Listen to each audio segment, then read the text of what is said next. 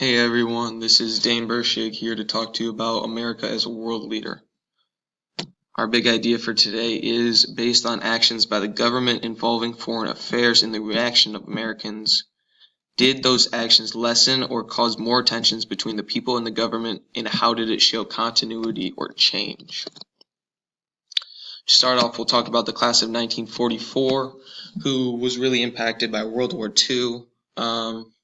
With the Japanese bombing Pearl Harbor, we did enter World War II, and arguably had a huge impact on World War II as we helped the French and British push back the Nazis, and arguably save most of Europe from Nazi control. With our pushing back on the Nazis, we brought about the idea of democracy and freedom. The U.S. citizens were still pretty chill about the U.S. enter in the World War II because of what the Japanese had done to Pearl Harbor. To end the Pacific War, the United States dropped the atomic bomb on Japan, which marked the frightening age of atomic use. Fear of the destruction of the atomic bomb spread throughout the world. And as the war ends, the USSR and the US become the two main superpowers. So the U.S. occupied most of Western Europe, influencing them with democracy, while the Soviet Union occupies most of Eastern countries, influencing them with the idea of communism, which brings about the huge battle of democracy versus communism. And at this point, the United States are still pretty cool about being in Europe with the conflict between democracy and communism. As we go into 1957, tensions continue to rise with the Soviets. The U.S. plan of containment strongly impacts the people who are slowly turning against the Cold War. Not only does it influence American lives as we are fighting in Europe and Asia with the Korean War, the Vietnam War, our conflicts with China, but it also impacts the people there who are losing their lives and seeing dramatic changes in government. Eventually, we did enter the Vietnam War, which caused hundreds of Vietnamese people to die, or hundreds of thousands of Vietnamese people to die, as well as Americans.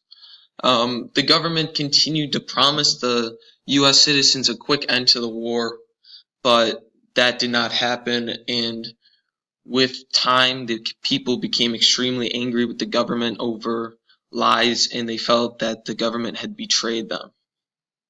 This caused huge tensions, especially after the Watergate. Eventually, the U.S. does lose the war, and the Cold War's ended eventually as well, and tensions start to cool. With the cooling tensions, the events of 9/11 happened, and it shocked America. As the U.S. started to get involved in the Middle East and fight against terrorism, the citizens strongly supported the idea.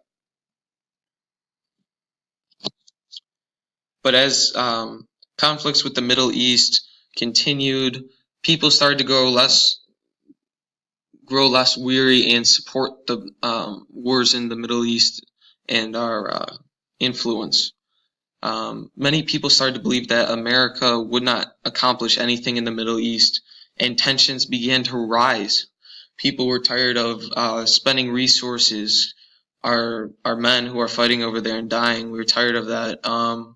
It brought about the ideas of snooping and privacy issues, and tensions between the government and the citizens rose again.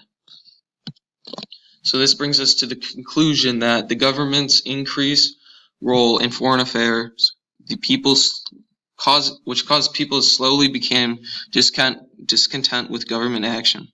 Then as the government started to back out of some of those affairs, people became content once again, shown by the Cold War.